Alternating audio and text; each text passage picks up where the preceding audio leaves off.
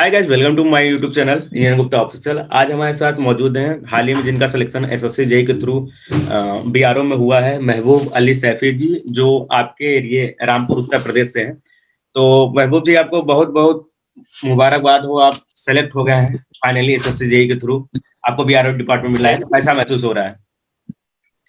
Sir. महसूस तो एक अच्छा हो रहा है, बहुत खुशी का हो रही है सर।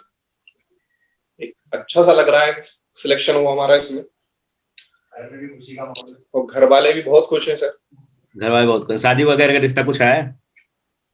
अभी तो सर कहते हैं बस अभी मतलब इतना अभी बताया नहीं है बाहर लोगों को, बस घर वालों को अपने थोड़ा रिलेशन में बता रखा है। ठीक है, हम आपकी कुछ एकेडमिक क्वालिफिकेशन के बारे में जानना चाहेंगे कि कहाँ से आपने बीटेक या डिप्लोमा किया है और क्या आपकी क्वालिफिकेशन रही है? जी सर, 12th तो सर मैंने अपने ही कहते हैं लोकल से करा था, रामपुर से ही। उसके बाद 10th बीटेक के लिए मैं हापुड़ में एक इमनाड यूनिवर्सिटी है, वहां से मैंने अपना बीटेक कंप्लीट किया 2018 में सिविल से। तो इसके अलावा आपने प्री की तैयारी कहाँ से की, किस कोचिंग को फॉलो किया आपने? सर मैं प्री के लिए जो मैं 2017 में था, मतलब जो मेरा लास्ट ईयर थर्ड ईयर चल रहा था, तभी मैंने सोचा था कि मुझे तैयारी करनी है एसएससी की। देन मैं 2018 में अपने लास्ट ईयर में कोचिंग के लिए चला गया था। लक्ष्मी नगर है दिल्ली में, वहां पे लोकस कोचिंग सेंटर है, वहां से मैंने प्री की तैयारी करी। क्या स्कोर रहा है आपका प्री में? सर मेरा स्कोर 130 मार्क्स रहे प्री में। तो कौन सी बुक आप फॉलो करते थे प्री के लिए? सर मैंने बुक्स तो जनरली एक ही फॉलो करी थी, गुप्ता एंड गुप्ता। उसी से अपना कहते हैं बेसिक क्लियर करा अपना। देन कुछ यूट्यूब पे जो भी मिला, आजकल कहते हैं यूट्यूब पे जो भी चैनल चल रहे हैं उनसे अपने कहते हैं क्वेश्चन सोल्व कर लिए। बाकी तो टेस्ट सीरीज मैंने एक ज्वाइन करी थी। कौन सी टेस्ट सीरीज टेक्स्ट बुक किया से। था आपने? टेक्स्ट बुक के? जी जी सर। मेरा ये 8वां इंटरव्यू है जिसमें सभी टॉपर्स टेक्स्ट बुक को ही फॉलो किए हैं। सर टेक्स्ट बुक में एक्चुअली एक तो कंटेंट उनका अच्छा था, और वो मतलब प्रीवियस भी उन्होंने डाल रखा था उसी प्लेटफॉर्म पे, तो सब कुछ हमें उसी प्लेटफॉर्म पे मिल रहा था। तो अब देन रीजनिंग की सारी तैयारी वहां से हो रही थी, अपनी और अपना टेक्निकल भी मिल रहा था। चलिए, अच्छी बात है। तो ये बताइए, प्री में 100 नंबर का टेक्निकल होता है, 100 का नॉन टेक होता है। नॉन टेक में 50 जीएस आते हैं, 50 रीजनिंग आते हैं। तो नॉन टेक पोर्शन की बात करते हैं, तो उससे उसकी तैयारी आपने कैसे की? सर उसकी सबकी तैयारी मैंने अपने वही, मुझे जो कोचिंग था वहां मुझे नॉन टेक का तो मतलब अच्छा नोट्स मिल गए थे, और तैयारी भी मेरी नॉन टेक की अच्छी हो गई थी। पर टेक्निकल थोड़ा इतना अच्छा नहीं रहा था। फिर भी मैंने अपना टेक्निकल बेस्ट करने की सोची। थोड़ा बहुत हमने अपनी जो बुक्स थी उससे गुप्ता एंड गुप्ता से कंसेप्ट क्लियर करे, और बाकी मेरा कहते हैं नॉन टेक तो मेरा कोचिंग से ही अच्छा हो गया था। तो टेक्स्ट बुक आपने बताया एप्लीकेशन आप यूज करते थे, टेक्स्ट बुक को आप फॉलो करते थे, तो कितने नंबर आप टेस्ट लगाए थे आपने प्री के एग्जाम पहले? औसतन कुछ याद है? नंबर ऑफ टेस्ट लगभग मैंने 20 अटेम्प्ट कर दिए थे। 20। 20 टेस्ट आपने अटेम्प्ट किया था? जी जी सर। अब और आते हैं जो हम सर मेंस की अगर बातें करते हैं, तो मेंस के लिए आपने कहीं क्लासेस या टेस्ट सीरीज ज्वाइन किया था आपने? मैंने सर टेस्ट सीरीज कहते हैं एवर एग्जाम की ज्वाइन करी थी सर। एवर एग्जाम कैसा रहा? वहां का टेस्ट सीरीज कैसा था? सर टेस्ट सीरीज उनका मैं बताना चाहूंगा, बहुत एक लाजवाब टेस्ट सीरीज थी सर उनकी। क्योंकि सर मैं टेस्ट सीरीज उनका जो मैंने खरीदी थी, मैं लगा तो नहीं पाया था उनकी टेस्ट सीरीज का, बट जो लास्ट टाइम पे, क्योंकि मेरे पास इतना मतलब टाइम भी नहीं था, तो मुझे कहते हैं उनकी टेस्ट सीरीज उन्हीं के ग्रुप में मिल गई थी, उसका विद सॉल्यूशन। तो जैसे मैं एक लास्ट के 2-3 दिन बचे थे, तो मैंने वही पहले अपने से लगाया क्वेश्चन, थोड़ा सॉल्यूशन देखा। और वाई गॉड एक क्वेश्चन ऐसा था उनका ट्रांसपोर्ट चैप्टर से, डिजाइन का था, ओवरटेकिंग साइड डिस्टेंस का। होगा वही क्वेश्चन मेरा मेंस में फर्स्ट सेक्शन, वही क्वेश्चन सेम मुझे कहते हैं पहले क्वेश्चन में वही क्वेश्चन मुझे मिल गया था। तो मुझे तो बहुत अच्छा लगा उनका एवरेज एग्जाम वगैरह। तो कोई बुक्स भी आपने फॉलो किया था मेंस के लिए? सर मैंने मेंस के लिए मेड इजी की प्रीवियस ईयर जो ईएस होता है, क्वेश्चन होते हैं, वही मैंने सोल्व करे थे सर। कौन, आईएएस मास्टर या मेडी जी? Made easy sir. मेडी जी। ये बताइए आप जो आपने जहाँ से क्लासेस किया है प्री के लिए, तो वहाँ फुल लेंथ नोट्स पूरा बनवाते थे? जी जी, फुल नोट्स तो वो पूरा बनवाते थे। मेंस के लिए भी साथ ही साथ बनवाते थे, ये नहीं कि वो प्री का कराते हैं, वो दोनों कराते थे, प्री और मेंस दोनों। तो उसके बाद आपने शॉर्ट नोट्स वगैरह कुछ बनाए थे रिवीजन के लिए, सर शॉर्ट? हाँ, मैंने शॉर्ट नोट्स भी मैंने खुद बनाए थे। जैसे बीएमसी हो गया, एस्टिमेट का हो गया सर, और एनवायरमेंट हो गया। 2-3 सब्जेक्ट के मैंने खुद बनाए थे और बाकी मेरे टीचर ने मुझे प्रोवाइड कर दिए थे सर। इसके अलावा जैसे होता है कि तैयारी के लिए रिवीजन चाहिए होता है, तो रिवीजन कितना इंपॉर्टेंट रखता है तैयारी के दौरान? Sorry sir. रिवीजन, प्रिपरेशन के दौरान रिवीजन सबसे ज्यादा जरूरी होता है, तो बहुत जी लोगों जी का सर। रिवीजन नहीं हो पाता, तो उसको आपने कैसे फोकस किया रिवीजन के लिए? देखो सर, मैं अपना एक पर्सनल बताना चाहूंगा कि मेरा सर, जब मेरा रेलवे का जेई जेई का प्री निकल गया था और मैं मेंस के लिए जब देखा आया था, तो मेंस मेरा निकल नहीं पाया था सर। मैं बहुत पूरी तरीके से डिमोटिवेट हो गया था सर, कि मतलब अब कुछ नहीं हो पाएगा हमसे। बट वही है कि जब तक अंदर अपने मन से नहीं सोचोगे, कुछ नहीं होता।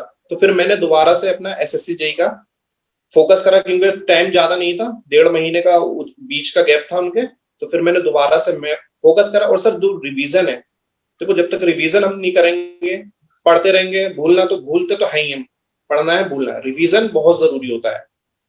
जब तक रिवीजन नहीं होता रहेगा तो हम कोई चीज अचीव नहीं कर पाएंगे।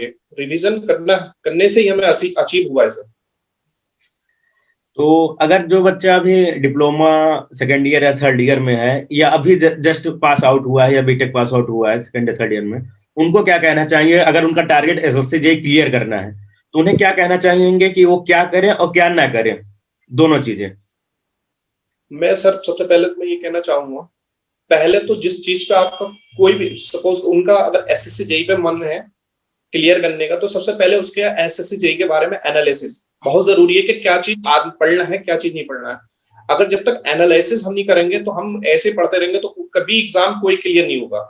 सबसे पहले तो है हमें एनालिसिस करना है कि क्या हमें पढ़ना है, कि हमें किस पे क्या फोकस रखना है, कौन सी चीज पे हमें फोकस नहीं रखना है। सबसे पहला जो सबसे ज्यादा नंबर बच्चे अटेम्प्ट करते हैं, तो वो सबसे पहले जीएस नॉन टेक में पार्ट है रीजनिंग, जहां से आप मैक्सिमम से मैक्सिमम नंबर अटेम्प्ट कर सकते हैं।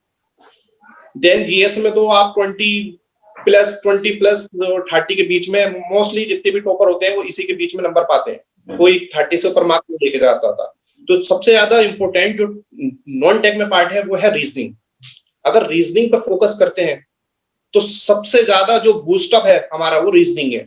फिर देन नॉन टेक में बस जीएस में 20 से बस मैक्सिमम 20 से 30 के बीच में आप जीएस में खींच पा सकते हैं, उससे ज्यादा कोई नहीं खींचता है। तो देन टेक्निकल, टेक्निकल को आपको इम्प्रूवमेंट करना है, कौन सा क्या पढ़ना है टेक्निकल में, कौन सा सब्जेक्ट जरूरी है, किससे कितना नंबर का आता है, वही देखना है। बस मेन है एनालिसिस करना। जब एनालिसिस करके बैठ जाएंगे तो फिर पढ़ना स्टार्ट कर दीजिए। एग्जाम अगर आपका फोकस रहेगा तो एग्जाम 100% निकलेगा। तो जैसा आपने बताया एनालिसिस, तो आपके अनुसार एसएससी जेई के लिए अगर हम मेंस के लिए बात करते हैं, तो टॉप में कौन सा सब्जेक्ट आपने आपके अनुसार एनालिसिस के अनुसार क्या है? मैंने सर टॉप में अगर मैथ्स की बात करूं तो मैंने देखा है आरसीसी, क्योंकि आरसीसी में मैंने देखा आपको कम से कम आप 30 मार्क्स आरसीसी में 4 टॉपिक पढ़ना है।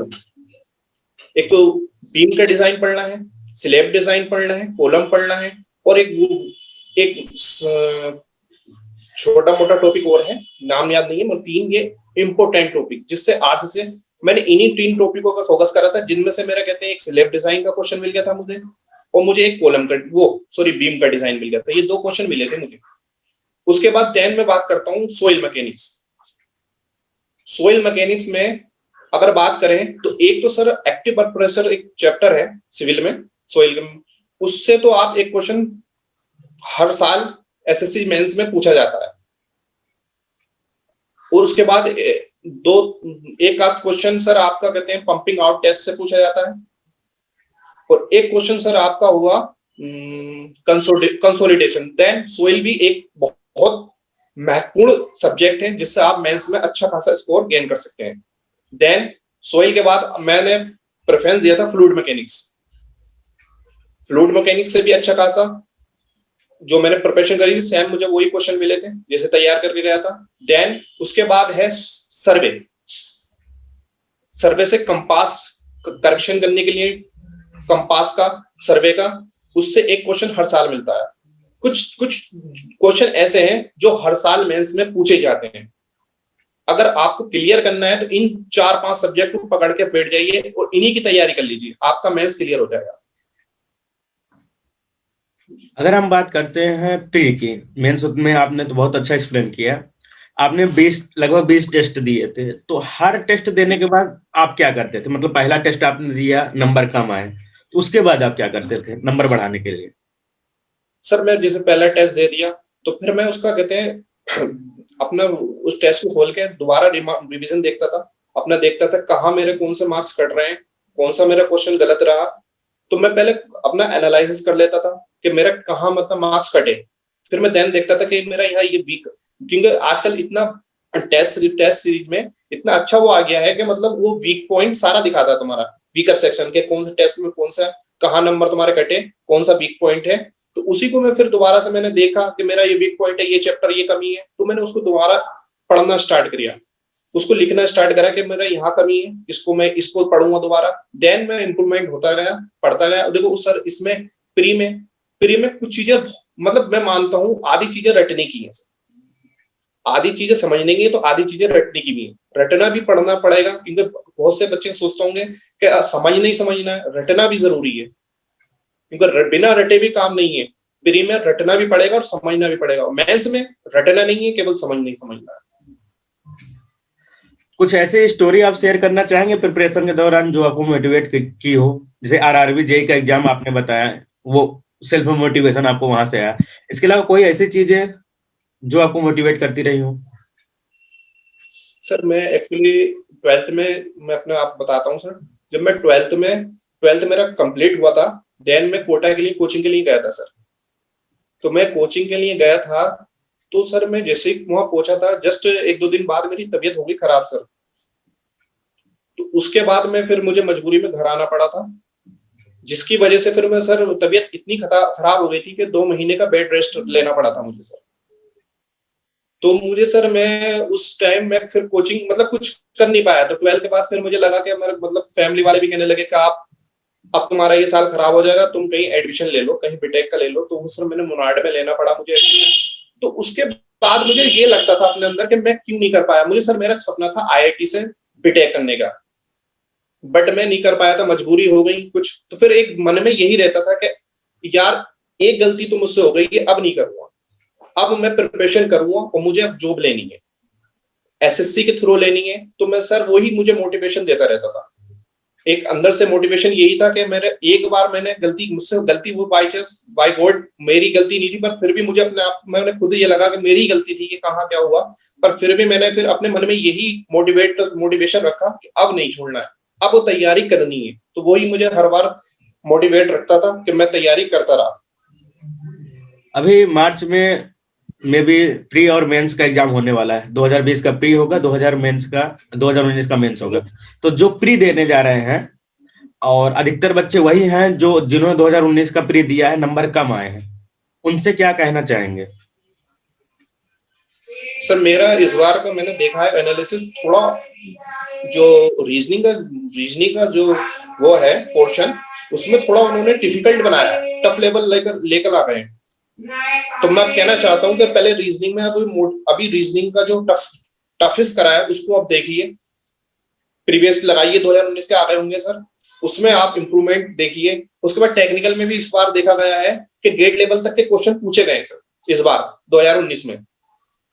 तो अब मैं उनसे यही कहना चाहूंगा कि अपना अब जो स्ट्रक्चर वाला पार्ट है उसको मजबूत करिए, क्योंकि स्ट्रक्चर से इस बार बहुत क्वेश्चन पूछा गया है।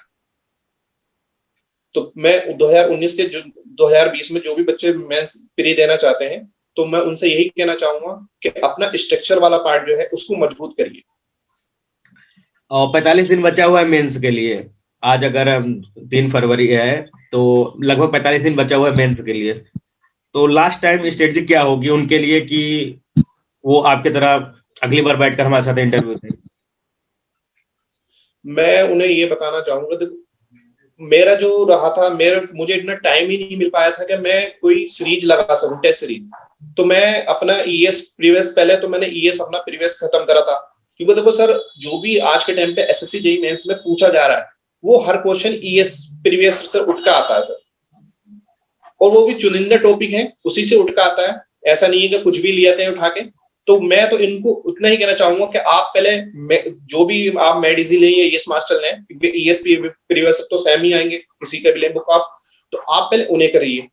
उसके बाद देन कोई भी टेस्ट सीरीज आपको जो मिले मार्केट में, तो उन टेस्ट सीरीज को अगर टाइम है आप खुद लगाइए, नहीं तो टेस्ट सीरीज का मेरा ये था, मेरे पास टेस्ट सीरीज थी, मुझे मेरे पास उनका सोल्यूशन भी था, क्योंकि मैं लगा नहीं पाया था। तो मैंने पहले खुद से लगाया 1-2 दिन, उसी दिन मैं लगाता था, फिर उसका मैं एनालिसिस करता था कि मैंने कितना सही करा कितना गलत करा। तो मैं लगभग 150 अटेम्प्ट, मतलब अपना टाइम खुद ही से अपना वो कर लिया था, मैंने टाइमिंग लगा ली थी कि 2 घंटे में कितना मैं कर पा रहा हूँ। तो मैं लगभग अपने आस देखता था तो 150 मार्क्स में गेन कर पा रहा था। 150 का मुझे लगता था कि हाँ भाई चलो भाई हो जाएगा, तो मैं तैयारी करता गया अपना। मतलब मेरा ये एनालिसिस, मेरा जो रिव्यू है कि मेंस के लिए अगर आप टाइम आपके पास है तो टेस्ट सीरीज ज्वाइन करिए, टेस्ट सीरीज लगाइए। अगर नहीं है तो टेस्ट सीरीज किसी से भी ले लीजिए, सॉल्यूशन विद सॉल्यूशन वाला आप करिए और सॉल्यूशन देखिए, आप मेंस में अच्छा खासा स्कोर कर सकते हैं। तो ये मटेरियल कहाँ से मिलेगा, टेस्ट सीरीज कहाँ ज्वाइन करें मेंस के लिए? सर मैं टेस्ट सीरीज, देखो सर मेरे पास जो एवर एग्जाम के ग्रुप था एक सर, तो उस पे सर कहते हैं स्टूडेंट्स पता नहीं कहां से लाए थे, वो एक ईएस मास्टर का लाए थे टेस्ट सीरीज मेंस की, उसमें विद सॉल्यूशन था, मैंने वो भी लगाई थी। एवर एग्जाम वालों को अपना खुद का उनका वो खुद देते थे, प्रोवाइड करते थे उनकी, मैंने 2 टेस्ट सीरीज ये ज्वाइन कर रखी थी। ये मेरे पास टेस्ट सीरीज थी दो कोचिंग की, उन्हीं को मैंने लगाया था सर। चलिए ठीक है, बहुत अच्छा इंटरव्यू रहा आपके साथ। एक पर्सनल क्वेश्चन अब हमारा जो हर इंटरव्यू में हम पूछते हैं, आप मुझे कब से जानते हैं? सर मैं आपको मोस्टली कहते हैं, मैंने फिलहाल तो मैंने अभी से कुछ दिनों से पहले से देखना शुरू करा है। नाम आपका मैंने काफी टाइम पहले सुना था, मगर देखा नहीं था सर आपको। और फिर से इस बार सुन लिया आपने? जी जी सर। तो कैसा फील हो रहा है इंटरव्यू देते समय? बहुत अच्छा लग रहा है सर, आपने हमें अपना प्लेटफॉर्म दिया। तो सर मैं एक बच्चों की बात करना डिमांड भी रहती चाहूँ। है कि फिर से इंटरव्यू लाने के लिए। अभी तो हमारे पास थोड़ा बिजी है, लगभग 28 इंटरव्यू अभी और आने वाले हैं। वीकली 3 इंटरव्यू का टारगेट है हमारा। तो जैसे आप जॉब प्लेसमेंट हो जाता है आपका, तो फिर आएंगे इंटरव्यू देने? बिल्कुल बिल्कुल सर। चलिए ठीक है, बहुत अच्छा बिल्कुल लगा आएंगे। मंजू जी आपके साथ इंटरव्यू करके। नेक्स्ट टाइम होता है तो जल्दी हम आपको मैसेज करेंगे। नंबर यही रहेगा, चेंज कर देंगे? नहीं सर, नंबर यही थे। चलिए, थैंक यू। और कुछ कहना चाहेंगे बच्चों से? मैं सर ये मेरा कहना चाहूंगा कि मैथ्स में ना सर, जब पेपर पेपर देने टाइम पे हम बैठते हैं ना, तो मैं सर ये कहना चाह रहा था, जब पेपर देते हैं तो हम पहले उसका एनालिसिस बैठ के हमें क्वेश्चन देखना होगा कि हम कौन से सेक्शन से कितना कर पा रहे हैं। क्योंकि बहुत से बच्चे जाते हैं कि हमसे ये आ रहा है, करना शुरू कर दिया, आगे का देखा नहीं कि कौन सा हम कहाँ रुकना है, कहाँ वो करना है। तो मैं सर कहना चाहूंगा अपने भाइयों से जो भी देख रहे हैं कि पहले एनालिसिस करना है बैठ के, पेपर आता हो नहीं आता हो, कितना आ रहा है वो हमें नहीं देखना, कि हमें, क्योंकि हमें लगता है कि हमें पहले से दिख रहा है कि हमारा हो जाएगा, सारे क्वेश्चन हो रहे हैं, आगे का देखते नहीं, करना शुरू कर देते हैं। पहले बैठ के आराम से क्वेश्चन पेपर देखना है, हर सेक्शन से देखना है कौन से सेक्शन से मैं कितना अटेंड कर पा रहा हूँ, देन उसके बाद ही अपना करने बैठना है।